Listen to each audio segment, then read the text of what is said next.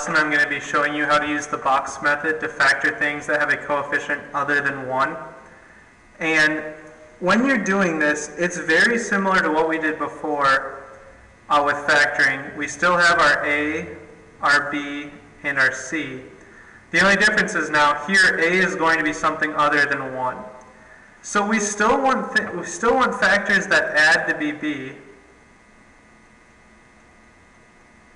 However, we're going to want things that multiply to equal A times C.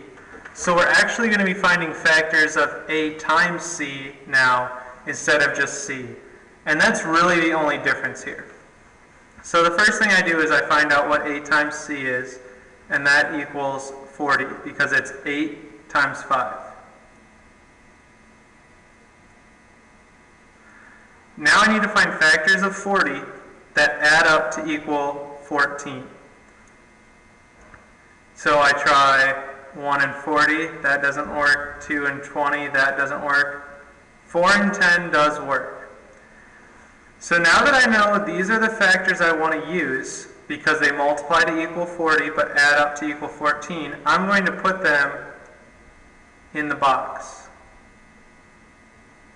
So remember, the first top left corner of your box is always your first term, bottom right corner is always your last term. And now what I'm going to do is I'm going to put 4p and 8p in my box as well. And once you get to this point, it's exactly like what you did using the box method before. You look at your first column, 8p squared and 4p. Well, with 8 and 4, I can factor out a 4 from each of those. P squared and p, I can factor out a p from both of those. Here with 8p and 5, sorry, this should be 10p.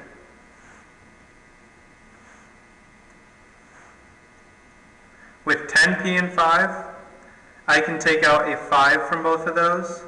So across the numerator, I have 4p plus 5. And then when I factor out my first row, 8 and 10, I can take out a 2 from each of those. P squared and p, I can take out a p from each of those. And then down here, I've got 4p and 5. I can't take anything out of each of those except for 1. So I can take out a plus 1 from each of those. I can divide everything by 1. So basically what this is showing you is, if you can't pull something out, pull out a 1. And then this gives me my answer. 4p plus 5 and 2p plus 1. So that's using the box method to do these types of problems. And of course, you can always check your answer by foiling it back out. And if you were to foil this out, you would end up with what we started with.